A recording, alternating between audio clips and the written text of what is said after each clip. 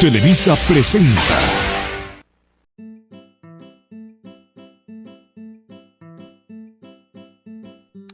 Bonjour mesdames et messieurs, aujourd'hui on va vous parler de la dette. Premièrement, qu'est-ce que c'est une dette? Une dette en matière économique, c'est quand un agent en capacité de financement prête de l'argent à un agent sans capacité de financement, donc comme besoin de financement, afin que ce dernier puisse réaliser ses projets. Tout cela n'étant pas gratuit, car l'agent en capacité de financement prête de l'argent en pensant à sortir du profit de l'agent en besoin de financement. Donc, il projette un taux d'intérêt. Qu'est-ce que ce sont les intérêts? C'est de l'argent en plus qui doit payer l'agent en besoin de financement. Donc, on reçoit de l'argent, mais on renvoie plus d'argent de ce qu'on a reçu. C'est comme ça que ça fonctionne les dettes en matière économique. Pour arriver à une dette, un agent en besoin de financement émet des titres de dette ou des obligations pour qu'un agent en capacité de financement, celui qui prête de l'argent, les achète et prête de l'argent. Dans ce podcast, on va traiter le sujet de la dette publique. Qu'est-ce que c'est la dette publique? C'est la dette qui ont les États qui se conçoit depuis l'accumulation de déficit public. Donc, quand un État dépense plus de ce qu'il gagne et se forme depuis l'accumulation de dettes externes et internes. On va s'intéresser plutôt à la dette externe dans ce podcast. La dette externe qui se définit comme la dette que les États ont avec les organisations monétaires étrangères, par exemple la Banque mondiale ou le Fonds monétaire international, et ou autres États, surtout des États riches et des organisations riches comme les États-Unis ou l'Union européenne. Aujourd'hui, on va être ici avec un expert en finance économique, le docteur Gabriel Durand, qui va nous donner son point de vue. Bonjour, monsieur Durand.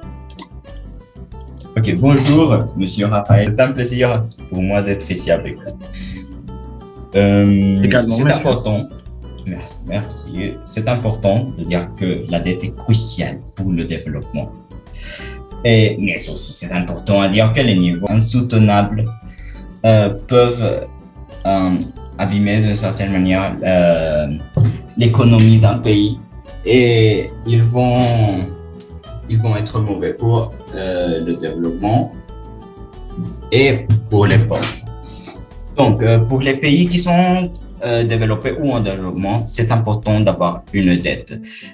C'est l'opportunité de suivre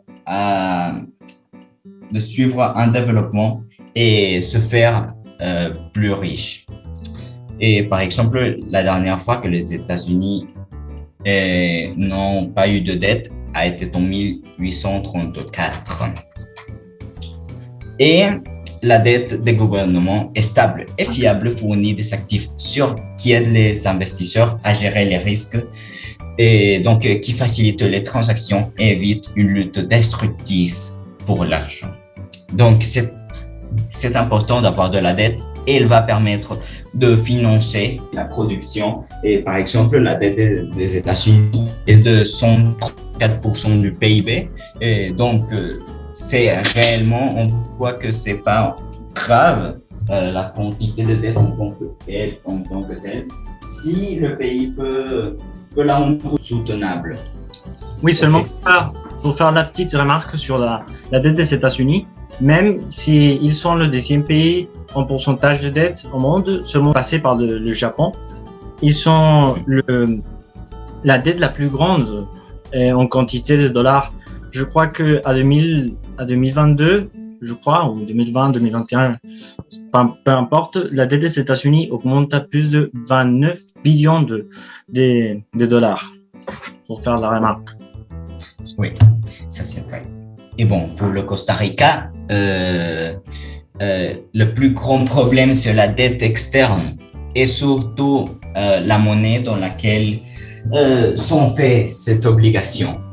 Il y a un très grand risque du Costa Rica et c'est la perte de confiance des investisseurs de l'extérieur qui donc peut amener à une dévaluation plus grande de la monnaie. Donc, ça va augmenter le coût de la dette de tous les détenteurs et même le gouvernement, même les gens. Donc, beaucoup de personnes au Costa Rica ont des obligations en dollars, mais des revenus en colonaise. Et donc, c'est réellement très, très dangereux. On doit réellement la gérer et savoir comment la gérer. Donc, aussi, la dette, c'est quelque chose lesquels les États ont l'obligation d'assurer surtout pour le peuple. Et donc, la dette du Costa Rica, la dette, surtout la dette externe, c'est comme un courant d'eau dans lequel l'eau coule, mais on ne doit pas faire que l'eau coule moins, mais aussi on ne doit pas faire que le courant coule en explosant. Ok, merci Monsieur Gabriel. Tout en parlant de la dette publique, on peut parler de quelques contraintes et inégalités qui forment la dette. Par exemple, surtout pour la dette pour les pays pauvres qui doivent payer aux pays riches. Une mauvaise gestion de la dette peut provoquer une forme de colonisation moderne, car l'État a besoin de financement et devient dépendant de l'État en capacité de financement ou la banque privée. Oui, ça c'est vrai. Et bon, ça peut passer dans certains cas. Oui, mais justement. De cette façon, l'État prêteur envers cette dette qui finalement peut devenir éternelle d'une certaine forme, car elle est absorbante est très grande avec tous les impôts, peut s'accompagner avec de la manipulation politique et le soft power. Donc, les États riches exportent leur modèle politique, social, économique. Et ce n'est pas un problème pour eux, la dette. On rappelle que les États-Unis ont la dette la plus grande au monde, suivie du Japon, l'Italie, la Chine, des pays qui sont très, très, très riches, qui ont une économie très stable, contrairement pour des pays pauvres, par exemple l'Argentine ou la Grèce, qui ont des problèmes économiques dû à une mauvaise gestion de la dette. Et en traitant l'Argentine, le problème avec le FMI, qui est vraiment très critiqué à nos jours. En plus, on peut traiter le sujet de qui paye la dette. Et les classes moyennes et basses, le peuple, ou les riches, les classes aisées.